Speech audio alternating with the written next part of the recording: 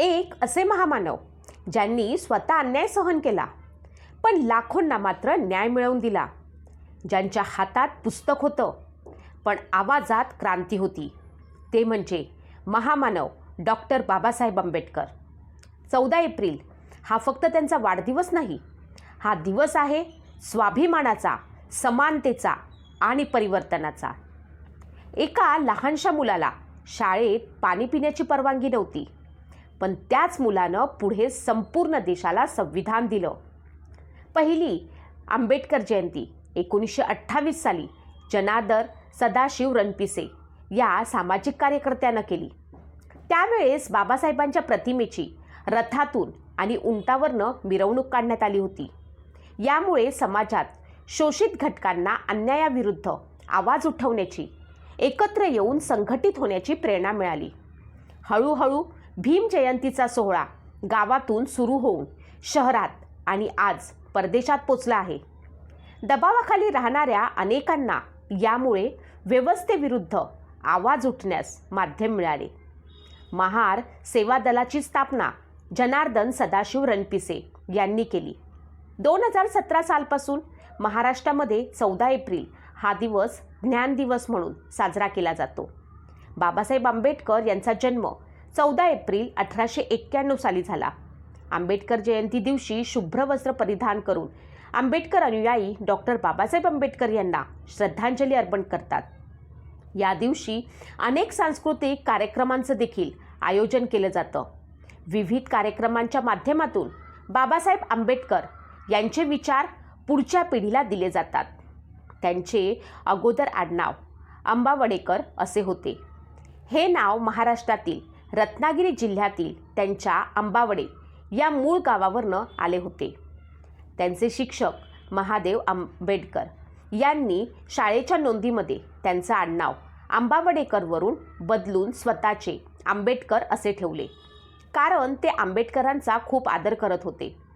भीमराव आंबेडकरांचा जन्म 1991 साली झाला.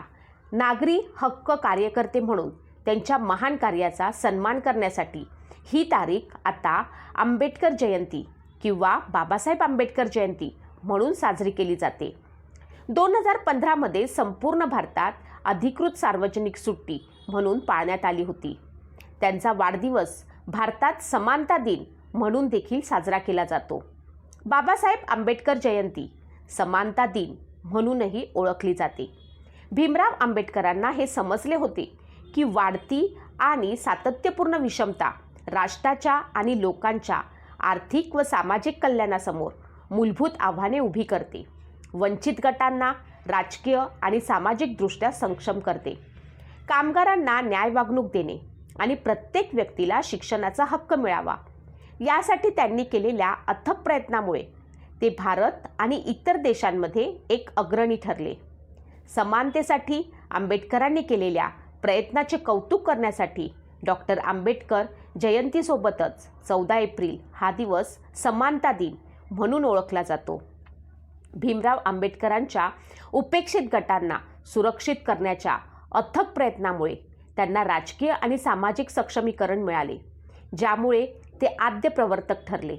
बाबासाहेब आंबेडकर हे पहिले भारतीय होते आणि 20व्या शतकातील कदाचित एकमेव भारतीय ज्यांनी लोकशाहीचा एक सिद्धांत मांडला, जो आपल्याला 21व्या शतकात मार्गदर्शन करू शकतो. हे लक्षात ठेवले पाहिजे, कारण त्यांच्या बौद्धिक आणि राजकीय वारशाचा गौरव करताना जवळजवळ केवळ त्यांच्या जातीय अन्यायावरील टीकेवरच लक्ष केंद्रित केले जाते. लोकशाहीवरती चिंतन करणारे डॉक्टर आंबेडकर हे पहिले भारतीय विचारवंत नव्हते, परंतु लोकशाहीच्या सिद्धांतानं ज्या 3 मूलभूत प्रश्नांची उत्तरं दिली पाहिजेत, त्या प्रश्नांची मौलिक उत्तरं देणारे ते पहिले होते. एका सिद्धांताने लोकशाही कशी असावी याचा एक मापदंड, एक कल्पना मांडली पाहिजे. दुसरे म्हणजे त्याने आपल्या आदर्शाच्या प्रकाशात लोकशाहीच्या सद्यस्थितीचे मूल्यांकन करून त्यावरती टीका केली पाहिजे. तिसरे म्हणजे आपण सध्या कुठे आहोत, येथून लोकशाहीच्या आदर्शापर्यंत पोहोचण्याचा मार्ग त्यांनी स्पष्ट केला पाहिजे.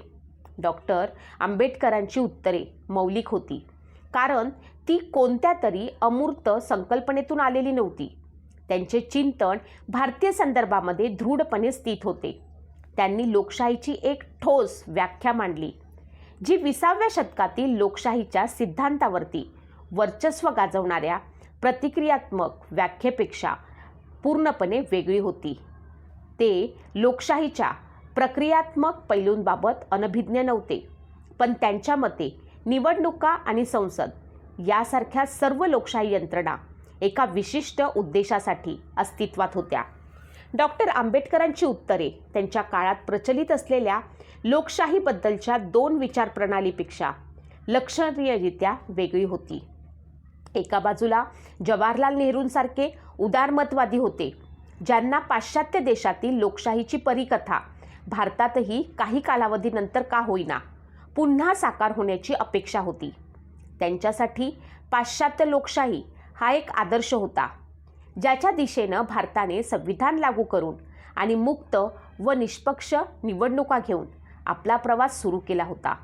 दुसरीकडे प्रामुख्यानं डाव्या विचारसरणीचे टीकाकार होते, ज्यांना वाटत होते की भारतातील लोकशाहीचा प्रयोग हा एक ढोंग असून लोकशाहीच्या कार्यपद्धतीच्या आवरणाखाली भांडवलदार वर्गाचे राज्य याशिवाय दुसरे काहीही नाही. गांधीजींनाही वेस्टमिन्स्टर शैलीच्या लोकशाहीबद्दल असाच तिरस्कार होता. डॉक्टर आंबेडकरांनी सावध आणि सशर्त आशावादाचा सिद्धांत मांडला. हा आशावाद लोकशाहीच्या अमूर्त आश्वासनातून आला होता आणि त्यातील सावधगिरी भारतीय संदर्भात रुजलेली होती.